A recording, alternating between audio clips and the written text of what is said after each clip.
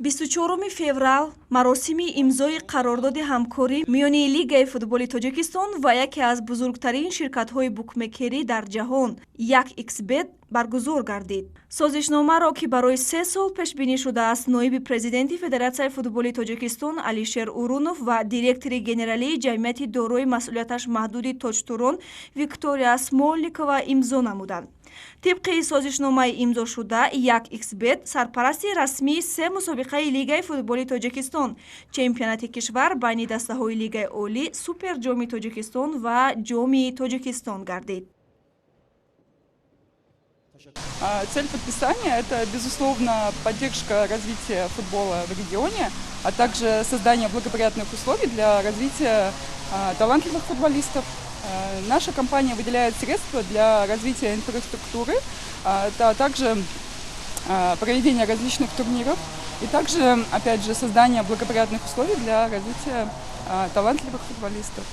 Он маблағҳое ки аз ҷониби ширкати 1xBet равона карда мешавад, мо албатта дар навбати аввал барои хубтар намудани инфраструктура, зиёдтар намудани кӯмак аз ҷониби Федератсияи футболи Тоҷикистон, Лигаи футболи Тоҷикистон ба дастаҳои Лигаи олии кишвар ва гузарондани чорабиниҳои зиёде дар нақша ҳаст. Дар навбати аввал барои ҷалб намудани шумораи бештари мухлисон, барои ин ки мо бояд тамоми кӯшишро харҷ диҳем ки дар мавсими имсола шумораи мухлисон ки ба варзишгоҳ омада дастаҳои дӯстдоштаи худро дастгирӣ мекунанд, мухлисӣ мекунанд, шумораи онҳо бояд зиёд шаванд.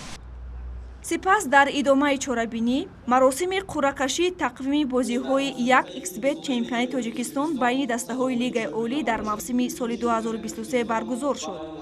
Маросими қуръакашии тақвими бозиҳои қаҳрамонии Тоҷикистон 2023 бо ширкати меҳмонони сершумор дар фазои идона баргузор шуд.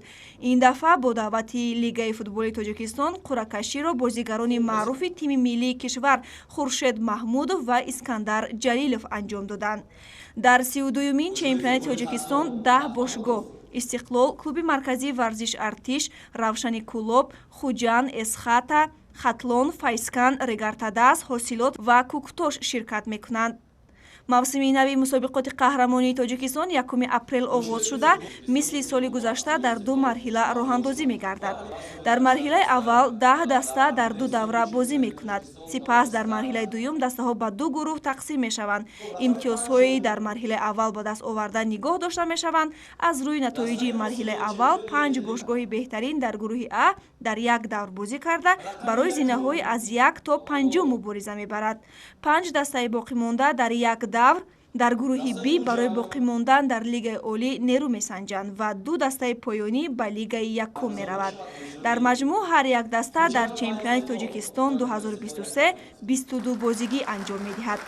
Ҳамин тариқ тибқи системаи Бергер дар даври аввали чемпионати Тоҷикистон дар мавсими 2023 бозиҳо ба чунин тартиб баргузор мешаванд. Хуҷанд бо Истиқлол, Регартадас бо Хатлон, Эсхата бо клуби марказии варзиш Артиш, Равшани Куло бо Куктош ва Ҳосилот бо Файсканд. Тақвими пурраи чемпионати Тоҷикистон бо истифода аз ҷадвали Бергер тартиб дода мешавад.